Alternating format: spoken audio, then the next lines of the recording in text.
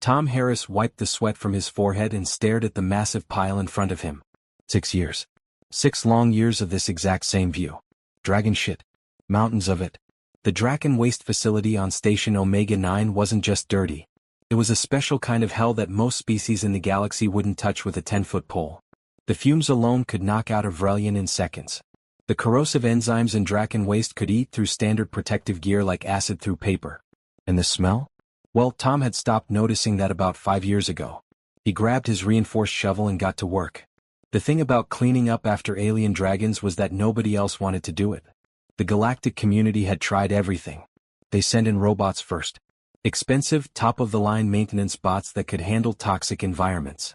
Those robots lasted about 3 days before their circuits fried. Then they tried hiring other species. The pay was incredible, but most aliens quit after a week. Some lasted a month if they were desperate enough. Humans though. Humans were different. Tom wasn't sure if it was because humans were tougher, more adaptable, or just more stubborn than everyone else. Maybe it was all three. Whatever the reason, he'd outlasted every other worker on this station by years. The Draken themselves barely noticed him. To them, Tom was about as significant as the walls or the floor. Just part of the background. He'd been working here since he was 23, and not once had any of the 8 young dragons housed in this facility looked directly at him. They flew overhead, they ate their meals, they practiced their combat moves, and they never acknowledged his existence. Tom didn't mind. The invisibility came with benefits. The pay was insane because nobody else would do this job. Every credit he earned went straight back to Earth, to his sister Kelly and her medical bills. She'd been sick for 8 years now, and human medicine could only do so much. But with the money Tom made shoveling dragon crap halfway across the galaxy, Kelly got the best treatment available. She was stable. Improving even. That made every disgusting day worth it. He worked through the main pit first, the one beneath where Steelfang liked to roost. Steelfang was the biggest of the young dragons, nearly 40 feet from nose to tail. The dragon's scales gleamed like polished metal, and his claws could tear through reinforced hull plating. Tom had seen him reduce a combat dummy to shreds in under 5 seconds during training. As Tom scooped and scraped, he noticed something off. Steelfang's waste had changed consistency over the past week. It was subtle, but Tom had been doing this long enough to notice. The dragon was stressed about something. Maybe the upcoming combat trials? Young Draken got aggressive when evaluations approached. Tom made a mental note and moved on to the next section. This was Embertail's area. She was smaller than Steelfang but faster, with crimson scales that seemed to glow in certain light. Tom had noticed she'd been favoring her left rear leg for about 3 weeks now. Not limping exactly but putting slightly less weight on it. None of the alien overseers had picked up on it. They just barked orders at the dragons and checked off training requirements. But Tom saw these things. When you spent 6 years cleaning up after someone, you learn their habits. You notice the little changes. Embertail's slight limp. Steelfang's stress. Flamewing's weird scale flickering that happened every 3rd day like clockwork. The station itself was massive, built specifically to house young Draken while their neural combat systems matured. The Draken Empire controlled 1/3 of known space, and their dragon warriors were the reason why. Each Draken was part biological creature, part living weapon. They could survive in the vacuum of space, generate plasma hot enough to melt starship hulls, and navigate hyperspace jumps that would tear apart normal vessels. They were terrifying. Magnificent. And they shit everywhere. Tom worked through his usual rotation, hitting all 8 dragon areas before the second shift. His supervisors were Zenith, a tall, thin species that served as advisors to the Draken Empire. They mostly left Tom alone as long as the work got done. He preferred it that way. Less supervision meant more freedom to work at his own pace. By hour 6, his back ached and his arms burned. But Tom kept going. This wasn't just about the paycheck anymore, though that mattered. Somewhere along the way he'd started actually caring about these dragons. Not that they'd ever know. Not that they'd ever care back. He was furniture to them. Less than furniture. Tom finished the last section and dragged his equipment back to the storage unit. Another day done. Another mountain of dragon waste processed. Tomorrow he'd do it all over again.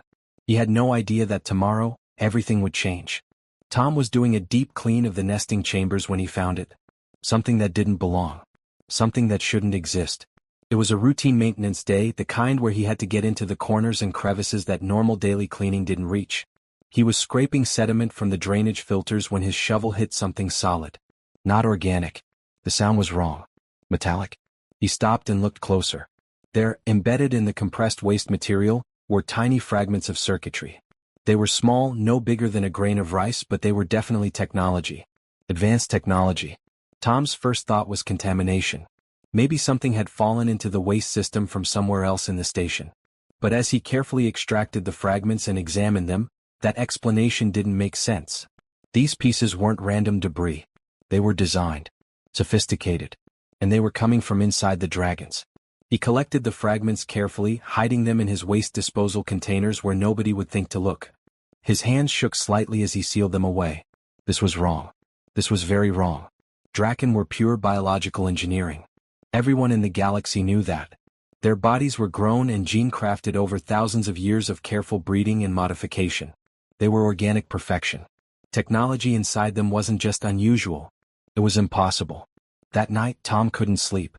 He sat in his cramped quarters, no bigger than a storage closet, and examined the fragments under the magnification setting of his maintenance scanner. The device wasn't meant for this kind of analysis, but it was all he had. What he saw made his stomach drop.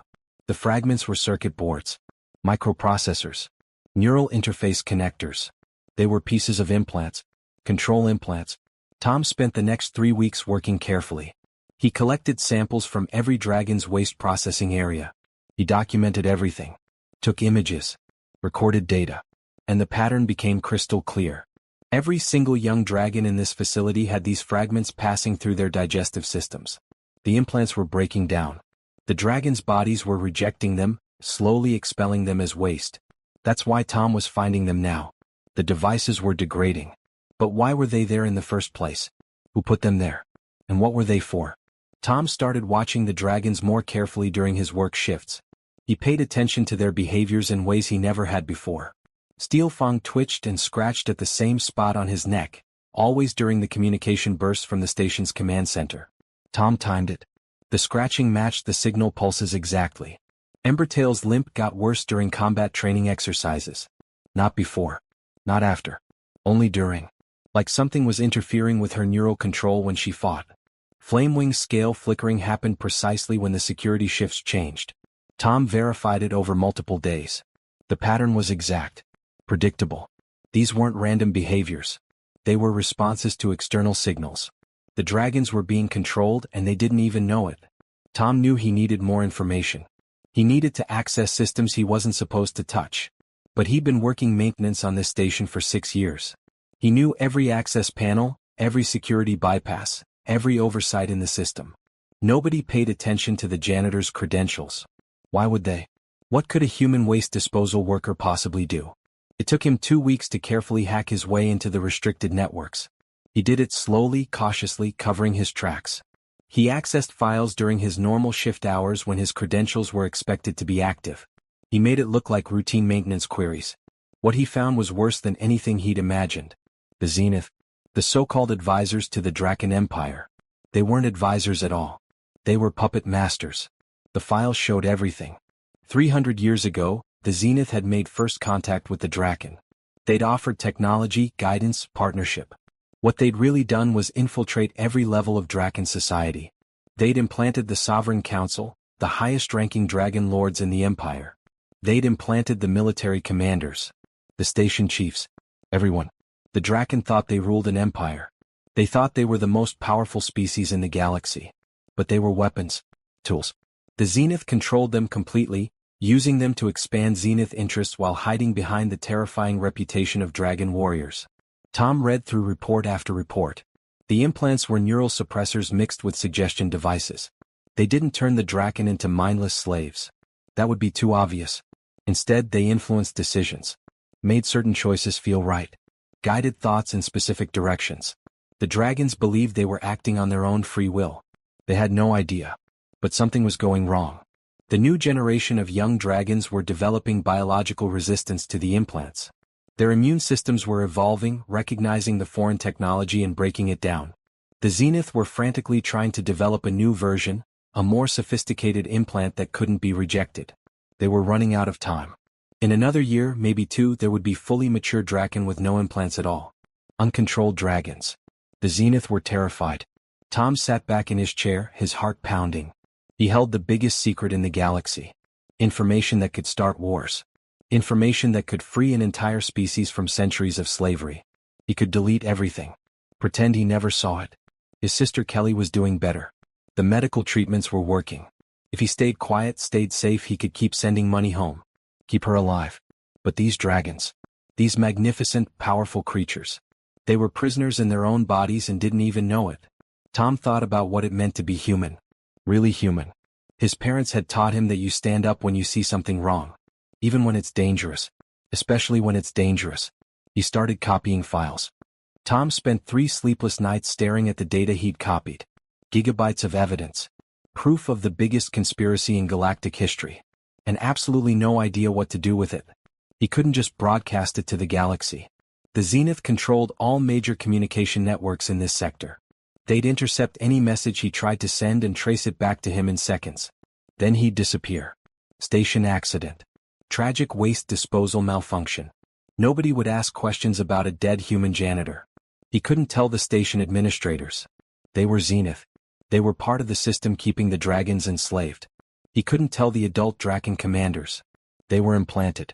They'd report him immediately without even understanding why. That left only one option. The young dragons.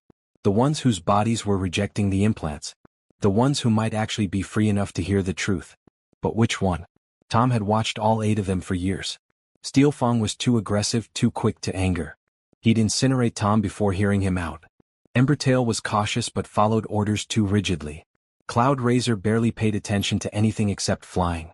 Voidwing slept most of the day. That left Flamewing. The smallest of the group but the smartest. Tom had noticed how Flamewing watched things. Really watched. The dragon paid attention to details others missed. He'd seen Flamewing pause during training exercises, studying the techniques instead of just following commands. There was something different about him. Something more aware. It was still insane. Tom was planning to walk up to an alien dragon and tell him he'd been enslaved his entire life. Dragons who could melt him into paste with a thought. Dragons who'd never spoken a single word to him in 6 years. But what choice did he have? Stay silent and let an entire species remain enslaved? Let the Zenith perfect their new implants and control the next generation too? Tom started leaving messages. Subtle ones at first. He'd clean Flamewing's chamber in specific patterns. Symbols from the Draken language, visible only from above where the dragon roost. Simple things. Mathematical sequences. Basic questions. Did Flamewing notice? Tom couldn't tell. The dragon never gave any sign. Days passed. Then weeks. Tom kept leaving patterns, kept arranging the cleaning marks in ways that spelled out words. Questions. He was running out of time. The Zenith were bringing in new implant prototypes next month for testing. Once those were installed in the young dragons, the window would close forever. Tom was working on his 3rd week of coded messages when it happened. He was finishing a cleaning pattern, arranging the scrub marks to spell out truth hidden in Draken script, when a shadow fell over him. He looked up. Flamewing was staring directly at him. Really seeing him for the first time. Those massive golden eyes focused with an intelligence that made Tom's breath catch. Human. The dragon's voice was like rocks grinding together. Powerful. You create patterns. Intentional patterns. Why? Tom's mouth went dry. This was it. The moment where he either freed an empire or died trying. His hands trembled as he slowly stood up, facing the creature that could kill him without effort.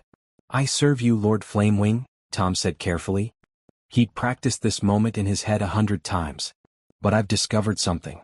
Something terrible. Speak. The temperature around Flamewing rose noticeably. A warning. You're being controlled. All Draken are. The Zenith implanted devices in your bodies. Neural suppressors. They've been doing it for 300 years. The air shimmered with heat. Flamewing's plasma vents began to glow. Tom could feel his skin prickling from the radiation. One wrong word and he'd be ash. You dare suggest we are slaves? Flamewing's voice dropped to a dangerous rumble. We are Draken. We bow to no one. I have proof. Tom pulled out his data pad with shaking hands. 6 years of evidence. I've been collecting the implant fragments from your waste. I've documented the control signals. I've accessed the Zenith files. Everything is here. He held out the pad like an offering. Like a sacrifice. Flamewing could incinerate it and him in the same breath. The dragon stared at the device. Then, slowly he lowered his massive head and studied the screen. Tom's fingers flew across the interface, pulling up images. Grasp. The implant fragments under magnification. Communication intercepts showing control signals. Behavioral correlation data. Files from the Zenith network detailing the entire operation. Flamewing was silent for a long time. Too long. Tom could hear his own heartbeat pounding in his ears. Could feel sweat running down his back despite the climate control in his suit. This cannot be true. But Flamewing's voice had changed. The certainty was gone. Replaced by something else. Doubt. Fear. Rage. I can prove it, Tom said quietly. Tomorrow during combat training. Refuse an order. Just once. Resist a directive. You'll feel it. The pressure in your mind. The foreign impulse trying to force you to comply. That's not your instinct. That's the implant. And if you lie? Flamewing's eyes burned into him. If this is some human deception? Then you kill me, Tom said simply. I'm a janitor. Nobody would care. But if I'm right? This is real? Then you and every other Draken deserve to know the truth. Flamewing studied him for another long moment. Tom could see the calculation happening behind those ancient eyes. The risk assessment. The possibility that a human waste worker had just revealed the greatest crime ever committed against the Draken species. Tomorrow, Flamewing finally said, I will test your claim. If you are wrong, human, your death will be slow. The dragon turned and flew back to his roost, leaving Tom standing alone in the chamber, his legs barely holding him up. He'd done it. Made contact. Planted the seed. Now he just had to hope Flamewing would actually test the theory. And that Tom would survive what came next. Tom didn't sleep that night. He sat in his quarters, staring at the wall, wondering if he'd just signed his own death warrant. Every sound in the station made him jump. Every footstep outside his door could be Zenith security coming to arrest him. Or worse, coming to make him disappear quietly. But nothing happened. The night passed. Morning came. Tom dragged himself to work, exhausted and terrified, but he showed up. What else could he do? Run. There was nowhere to run on a space station in the middle of nowhere. The morning routine was normal. Too normal. Tom cleaned the waste pits, processed the drainage systems, went through all the motions he'd done for 6 years. But his eyes kept drifting to Flamewing's roost. The dragon was awake, watching the training yard below where the others were already starting their exercises. At 1000 hours, the call came over the station intercom. Combat training for all juveniles. Standard procedure. Tom's heart hammered as he watched from his position near the waste filtration units. He had a clear view of the training yard from here. Nobody ever noticed the janitor watching. The young dragons assembled. 8 of them, magnificent and terrifying. The Zenith training master, a tall thin creature named Overseer Kelix, began issuing commands. Basic maneuvers first. Attack patterns. Defense formations. The dragons obeyed perfectly like they always did. Then Kelix pointed at Flamewing. Aerial assault drill. Pattern 7. Execute now. Tom held his breath. This was it. Flamewing didn't move. He stayed on the ground, wings folded, staring at the Overseer. I said execute, Kelix repeated, irritation creeping into his voice. Pattern 7. Now. No. Flamewing's voice carried across the training yard. That single word hung in the air like a bomb. The other dragons stopped mid-movement. Kelix went rigid. In 6 years, Tom had never heard any dragon refuse a direct order. It simply didn't happen. What did you say? Kelix's voice was dangerous now. I said no. Flamewing's whole body was tense. Tom could see it even from this distance. The dragon was straining against something. Fighting something internal. I will not comply. Then Tom saw it happen. Flamewing's body lurched forward involuntarily. His wings began to spread against his will. The dragon was fighting himself, muscles spasming as the implant tried to force obedience. It was horrible to watch. Like seeing someone having a seizure. Stop it. Flamewing's voice was strained. Get out of my head. A blast of plasma erupted from Flamewing's throat, wild and uncontrolled. It missed Kelix by inches and melted a training dummy into slag. Alarms started blaring. Security protocols activated. Zenith guards came running from every direction. But Flamewing wasn't attacking them. He was tearing at his own head, claws scraping against scales, roaring in fury and pain. There's something in me. Something controlling me. The other young dragons backed away, confused and frightened. Except Steelfang. The big dragon moved closer, studying Flamewing with sudden intensity. What are you talking about? The human was right. Flamewing's voice was raw. There's a device. In our heads. I felt it trying to force me. The Zenith put something inside us. Restrain him. Kellex shouted to the guards. The juvenile is malfunctioning. Sedate him immediately. But Steelfang stepped between them and Flamewing. His massive body blocked the guard's approach. Wait. Let him speak. There is nothing to speak about, Kellex said quickly. Too quickly. He's experiencing a neural disorder. We need to get him to medical immediately. Tom saw his chance. It was now or never. He stepped out from his position near the filtration units and walked directly into the training yard. Every head turned toward him.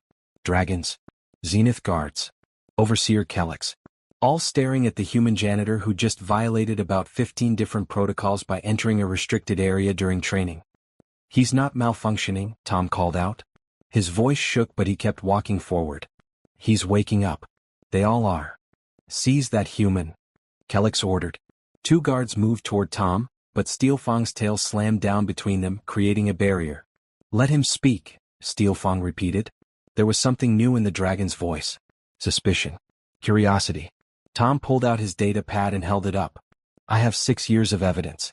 The Zenith have been implanting control devices in all Draken for 3 centuries. You're not warriors serving your empire. You're weapons they're using for their own expansion. And your bodies are starting to reject the implants. That's why Flamewing could feel it. That's why you all have fragments passing through your systems. He started broadcasting the data directly to every dragon's personal frequency. Images appeared on their neural displays. The implant fragments. The correlation charts. The intercepted Zenith files. Everything. Embertail hissed as she reviewed the data. These fragments. I've seen these. In my medical scans. They told me it was normal cellular debris. It's not, Tom said. It's technology breaking down. Your bodies are fighting it. Cloud Razor roared suddenly. The pressure. When I fly patrol routes. I always thought it was instinct guiding me, but it's not instinct.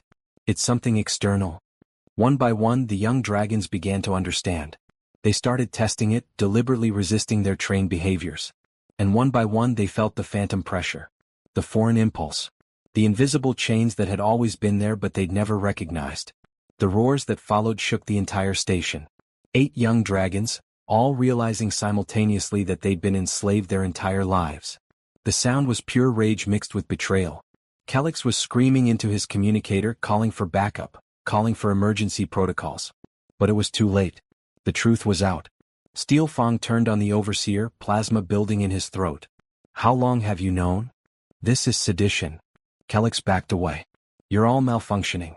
The human has infected you with false data. The human freed us, Flamewing said coldly. He moved beside Tom, a protective gesture. He showed us what you've done. The station descended into chaos. More Zenith arrived with weapons and sedation equipment. The young dragons weren't attacking yet, but they'd formed a defensive circle around Tom, refusing to stand down. Embertail had already accessed the station's communication arrays and was broadcasting everything to other Draken facilities across the sector. The revolution had begun. And it had started with a human janitor who'd paid attention when nobody else would. Tom stood in the center of 8 angry dragons, knowing that the galaxy was about to change forever. The Zenith were screaming orders. The dragons were roaring defiance. And somewhere back on Earth, his sister Kelly had no idea that her brother had just started an interstellar war. But Tom didn't regret it. Not for a second. Because some truths were worth fighting for. Some chains needed to be broken no matter the cost. The young dragons knew the truth now. And truth, once freed, couldn't be caged again. The first 3 days were the worst. Station Omega-9 went into complete lockdown. The Zenith tried everything to contain the situation. They cut communications, sealed the hangar bays, and brought in what they thought was enough firepower to force 8 juvenile dragons back into submission. They were wrong. Tom watched from inside a protective circle of dragon scales as Steelfang melted through a reinforced blast door like it was butter. Embertail disabled the station's weapon systems with surgical precision. Flamewing, the smallest and smartest, had already cracked into the main computer core and was broadcasting everything to every Draken frequency he could reach. The evidence went out across dozens of systems. Hundreds of stations. Thousands of dragons saw the truth in a matter of hours. The implant fragments. The control signals. 300 years of slavery laid bare for everyone to see. And then the galaxy exploded. The Sovereign Council, still implanted and under Zenith control, immediately declared the young dragons defective. They ordered their immediate termination. But that order went out to adult dragons across the Empire, and many of them had started finding the same fragments in their own bodies. Seeds of doubt had been planted. Some obeyed the order.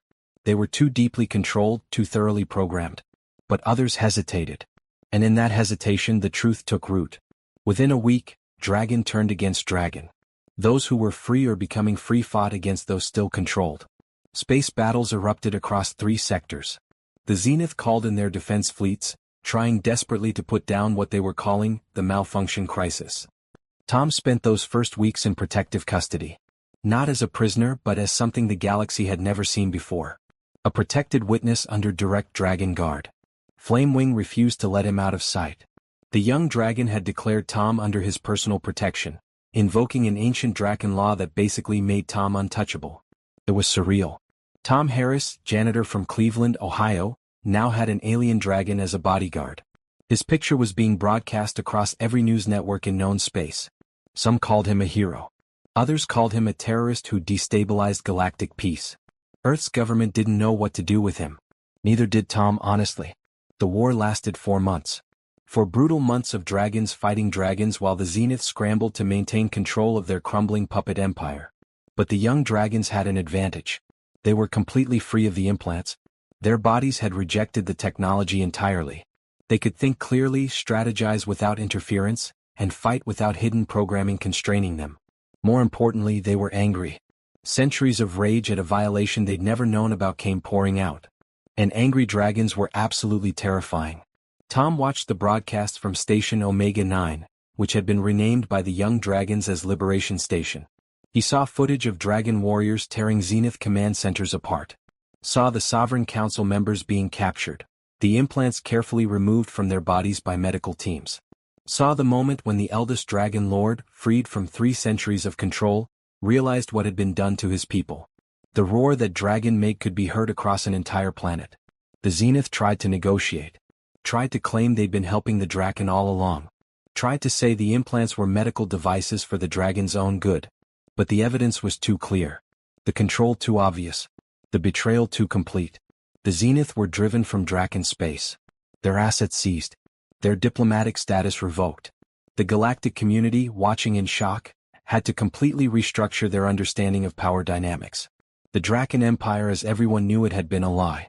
Now the real dragons were emerging and nobody knew what that meant. Humanity held its breath. Earth had treaties with the Zenith. Humans had worked alongside them for decades. When the free dragons started hunting down Zenith collaborators, everyone assumed humanity would be next. That's when Flamewing did something unprecedented. He appeared before the Galactic Council with Tom standing beside him. The chamber fell silent as the young dragon spoke. "We judge species by their best, not their worst," Flamewing declared. "One human working the lowest job imaginable saw our chains when no one else did. He risked everything to free us. He asked for nothing in return. That is what humans can be. We will not punish an entire species for the crimes of their leaders."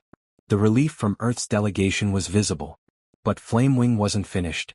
"However, we will remember this. We will remember who helped enslave us and who helped free us. The galaxy has changed.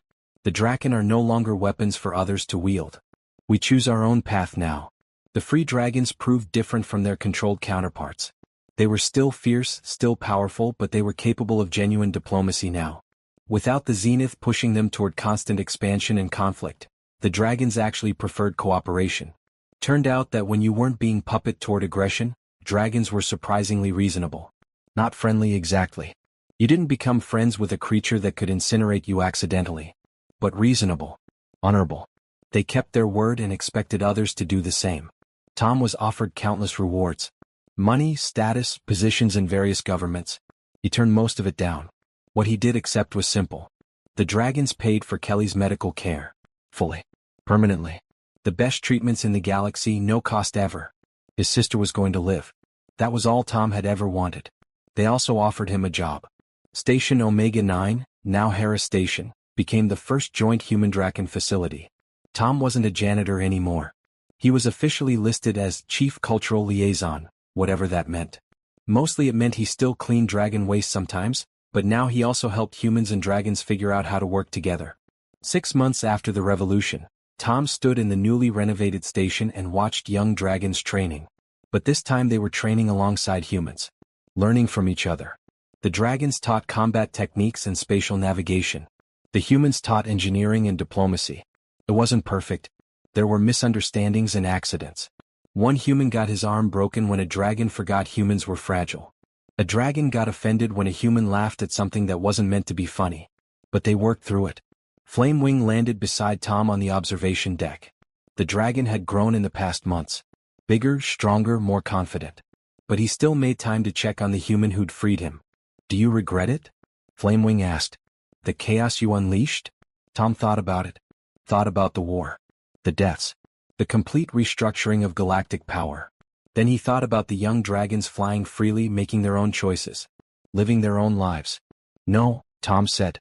"Some things are worth the chaos." "Agreed." Flamewing's eyes gleamed.